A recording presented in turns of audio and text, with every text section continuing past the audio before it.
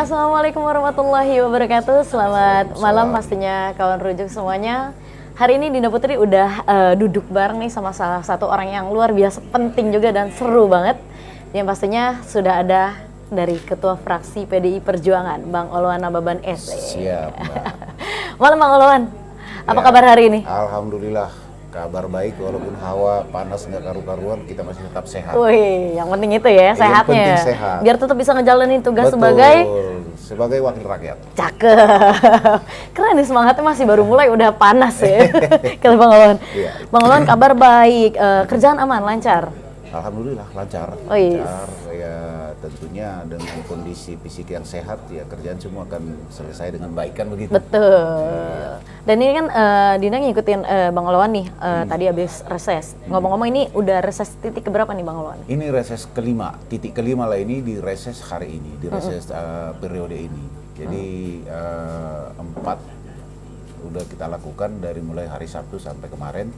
Dan ini terakhir. Ini yang terakhir, Ini yang kelima ya? Yang kelima. Nah, kalau tadi disimak kayaknya banyak nih aspirasi-aspirasi spesialnya dari warga RW 032, Iya. Kecamatan Iya. ini, Bojong Rawalumbu. Itu apa aja tuh Bang? Yang pertama, mereka menginginkan adanya penyelesaian terhadap banjir. Nah, banjir ini kan sangat kompleks. Tapi ya, apapun itu mereka berharap yang menurut pikiran mereka perlu ada sodetan-sodetan, perlu ada saluran diperbaiki, dan saluran yang sudah ada perlu ada pembersihan. Nah, itu harapan dari mereka, dan masyarakat ini kan sangat menginginkan lingkungan yang sangat baik, nyaman. Kalaupun ada hujan nggak banjir. Nah itu, jadi beberapa dari usulan mereka itu ya merupakan skala prioritas bagi kita, tapi ada juga yang tidak mungkin kita lakukan, seperti ya ada permintaan tadi supaya pemerintah turun membersihkan got-got di setiap gang daripada perumahan ini. Hal nggak mungkin, makanya tadi saya bilang kalau untuk urusan itu warga juga perlu gotong royong. Tapi bagaimana salurannya kualitasnya baik, yaitu urusan pemerintah. Oke, berarti sinergi antara masyarakat sendiri sama pemerintah ya penting lah ya. Sangat-sangat penting. Jangan cuma istilahnya dari masyarakat juga cuma minta bantuan. Harus menjaga lingkungan juga. Dari pemerintah juga harus ikut turun tangan. Betul, harus menyiapkan yang terbaik seperti infrastruktur ini, jalan yang berlubang dan saluran yang mampet itu harus diperbaiki. Wah, cakep banget nih. Nah, dari reses-reses yang udah dilakuin nih sebelumnya, kan udah 5 titik nih. Ini mayoritas apa aja sih Bang selain dari permasalahan banjir itu sendiri? Kalau di Rawalumbu ini yang selalu dibicarakan di setiap reses itu masalah banjir.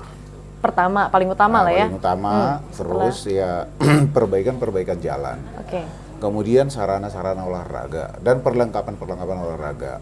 Dan ada juga yang menginginkan adanya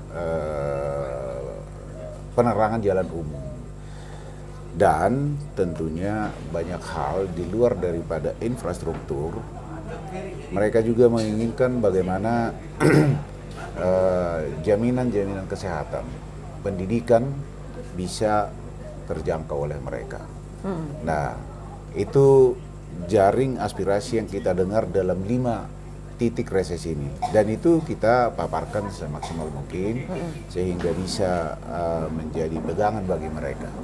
Seperti di kesehatan, ternyata masih ada orang yang belum memiliki kartu BPJS. Nah, benar. Nah, sementara pemerintah Kota Bekasi saat ini sedang giat-giatnya untuk memaksimalkan masyarakat ini memiliki kartu BPJS. Apabila masyarakat itu tidak mempunyai kemampuan untuk membayar iuran daripada BPJS itu, ya tentu pemerintah hadir untuk membayar itu untuk masyarakat yang tidak mampu. Dan itu sudah kita jelaskan, ya alhamdulillah masyarakat terinformasi. Jadi memang masih banyak informasi yang belum sampai ke masyarakat terkait dengan program-program pemerintah yang baik sebenarnya. Oke, jadi maksudnya kalau misalkan ada ketidakcocokan antara di lapangan dan juga dari prosesnya, istilahnya dari strateginya seperti itu nih Bang nih. Itu sebenarnya ada miskomunikasi di sebelah mana nih Bang nih kalau boleh tahu nih? Ada beberapa hal yang belum tersosialisasikan dengan baik ke masyarakat. Tapi ada juga masyarakat yang ya gimana ya? Cuek. cuek, mungkin belum pernah sakit sehingga tidak terlalu Ngerasa care aman. dengan BPJS-nya. Padahal pemerintah Kota Bekasi ini memberikan iurannya dibayar oleh pemerintah bagi masyarakat yang tidak mampu, dan itu sudah terlaksana. Bahkan UHC Kota Bekasi sekarang udah di atas 99%. Wow. Itu menandakan bahwa sebagian besar masyarakat sudah 99% memiliki kartu BPJS. Nah, yang 1% itu bisa mandiri, bisa juga masyarakat yang tidak mampu. Nah, itu tadi perlu disosialisasikan bagi masyarakat yang belum mampu, takut bayar iurannya nggak ada. Nah, di sini masyarakat bisa mengajukan dengan ketidakmampuannya supaya iurannya dibayar oleh pemerintah. Oke, jadi memang dari pemerintah ini udah macam-macam cara lah ya untuk Ya. memenuhi itu semua ya. Betul, betul. Nah, kalau dari usulan-usulan warga masyarakat selama Bang Oloan melaksanakan kegiatan reses nih, apa aja sih yang udah berhasil terrealisasi khususnya di RW 032 ini? Nah, di RW 32 ini baru saya reses di sini. Tapi sebelum saya reses di sini ada ajuan dulu untuk perbaikan jalan. Dan itu sudah saya coba perjuangkan dan alhamdulillah sudah terrealisasi. Dan itu tadi dinyatakan oleh warga. Maka dengan terrealisasinya itu mereka lebih antusias lagi memberikan satu usulan-usulan perbaikan di lingkungan ini. Ya, yang itu saya sebut tadi, ya jalan, saluran, dan fasilitas-fasilitas olahraga beserta peralatannya. Nah, ini semaksimal mungkin akan kita perjuangkan. Tapi saya sudah jelaskan tadi bahwa proses penganggaran itu perlu waktu. Karena tidak bisa juga sekarang kita ajukan besok langsung diadakan. Karena itu sudah harus ada sesuai ketentuan perundang-undangan yang berlaku. Nah, usulan dari mereka itu bisa kita realisasikan di 2025 atau paling cepat di perubahan 2024, dan mereka mendengar itu dan mengerti akan proses itu, ya mereka apresiasi. Nikmatin aja perjalanannya. Setelah yang penting aspirasi udah disampaikan nih ke Abang nih. Iya. Nah, ngomong-ngomong soal aspirasi dan juga segala macam sebagai wakil rakyat nih, Abang kan di Komisi 3 DPRD Kota Bekasi nih Bang nih. Iya. Mungkin masih banyak banget nih masyarakat yang masih awam soal Komisi 3. Sebenarnya Komisi 3 ini membidangi apa aja, dan juga boleh dong Bang berikut mitra-mitranya disebutin. Ya, Komisi 3 ini sebenarnya kan masalah ekonomi dan pendapatan. Yap. Dan juga mitra kerja Bapenda, beberapa OPD yang ada sumber pendapatannya, terus BPKAD dan BUMD. Nah, kalau bicara aspirasi masyarakat di Komisi 3 sih kurang pas. Karena di sini biasanya fasilitas-fasilitas infrastruktur yang menjadi mitra kerja Komisi 2. Tapi Komisi DPRD ini kan tidak bisa hanya karena komisinya. Nah, kita di komisi itu fokus membahas dengan mitra kerja terkait dengan ekonomi, keuangan, pendapatan, dan BUMD. Nah, itu kita lakukan dengan baik, tapi tidak juga membatasi bahwa kita bisa mengusulkan aspirasi dari masyarakat yang notabene banyakkan di infrastruktur. Nah, sebagai Komisi 3 kita selalu terus mengawal bagaimana pendapatan dari Kota Bekasi ini, khususnya PAD, bisa dimaksimalkan semaksimal mungkin, dan BUMD. Seperti yang kemarin terjadi adanya satu ya musibah lah ya, atas berhentinya produksi air bersih. Iya, betul. Di PDM Tirta Patriot, khususnya di bagian utara. Ternyata setelah kita telusuri, itu awalnya semua dari air baku yang terkontaminasi limbah. Nah, itu limbahnya udah sangat keterlaluan sehingga tidak memungkinkan untuk diproduksi airnya. Kalau dipaksakan juga masyarakat menjadi korban. Maka harus ada solusi. Nah, itulah yang kita bahas. Nah, kira-kira itulah mitra kerja kita untuk melakukan terobosan-terobosan bagaimana supaya PDAM ini bisa berjalan dengan baik. Oke, jadi memang lebih fokus kepada si solusi itu sendiri ya Bang ya? Iya, ya, solusi. Oke, dan pastinya menjelang akhir periode pertama nih Bang nih, kira-kira masih ada PR nggak sih Bang sebenarnya untuk atau enggak yang jadi ganjelan selama periodenisasi ini dalam menjabat sebagai anggota dewan? Ya, ini sebenarnya ya hidup adalah perjuangan. Perjuangan. Dan kita sebagai anggota DPRD, selagi masih menjabat, itu tidak akan pernah selesai apa yang harus diperjuangkan. Nah, Maka kalau disebut masih ada hal-hal yang PR atau apa, ya tentu ada. Karena di tengah-tengah masyarakat ini sungguh banyak problem. Sungguh banyak permasalahan-permasalahan, baik lingkungan maupun sosial. Ya, ini yang harus menjadi perhatian kita semua. Nah, sebagai anggota DPRD, ya rasanya tidak akan terpuaskan dengan apapun yang sudah kita lakukan, dan selalu akan menjadi sesuatu hal yang kita tertarik untuk melakukannya. Karena di tengah-tengah masyarakat itu persoalan tidak akan selesai dan habis dalam satu waktu tertentu, apalagi hanya sekitar 5 tahunan. Nah, kita sebagai anggota DPRD ya tentunya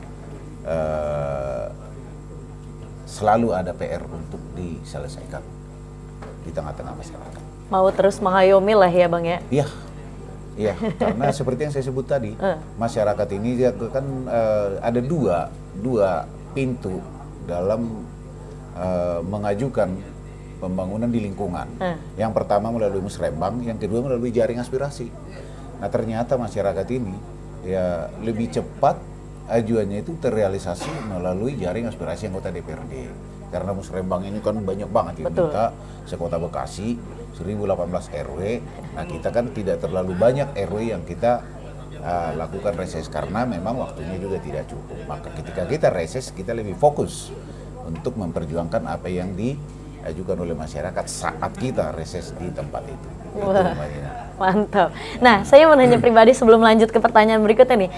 Abang sendiri sebagai anggota dewan ngerasa sebenarnya sempat nggak sih yang namanya capek kan pasti ada, terus juga bosan deh masalahnya sama tapi nggak kelar-kelar nih. Nah, buat abang sendiri sebagai anggota dewan kesannya gimana sih Bang nih? Ya, kalau capek sih udah pasti ya, tapi ternyata capek itu kita nikmatin juga. Nah, kita nikmatin itu karena ternyata anggota dewan ini juga merupakan sesuatu yang dianggap masyarakat itu bisa menyelesaikan apapun.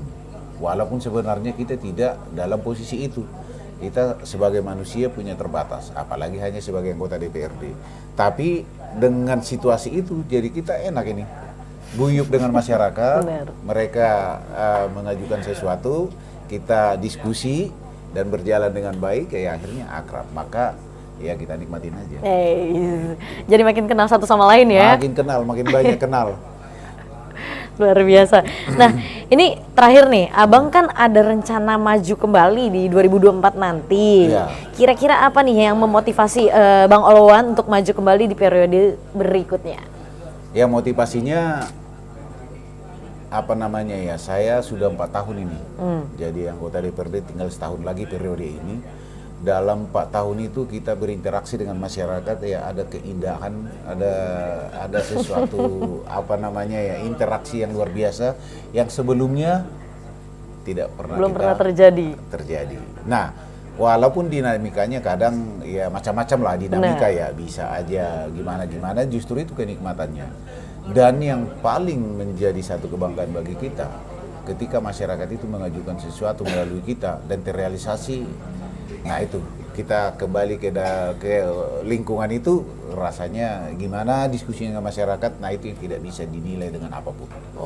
Jadi ada kepuasan batin tersendiri tuh ya Bang ya? Kepuasan batin sendiri. Itu yang memotivasi akhirnya buat maju lagi? Salah satu. Salah satunya. Salah lainnya masih banyak nih ternyata. Masih banyak lah. Ya, kita juga perlu ikut di pemerintahan, bagaimana mengatur ya sumbangsi untuk kebijakan-kebijakan yang berorientasi kepada kepentingan masyarakat banyak. Oh, jelas. Berarti masih tetap fokusnya adalah di masyarakat. Iya. Mantap. Penutup nih Bang. Ya. Himbauan dong dari Bang Olowan nih buat warga masyarakat memasuki tahun politik menjelang datangnya pesta demokrasi di pemilu 2024 yang akan datang. Baik. Boleh ke kamera Bang himbauannya? Kepada masyarakat Dapil 3 khususnya dan bahkan seluruh Kota Bekasi, ini adalah tahun politik dan 2024 di bulan Februari kita akan melaksanakan pemilu legislatif dan pemilu presiden.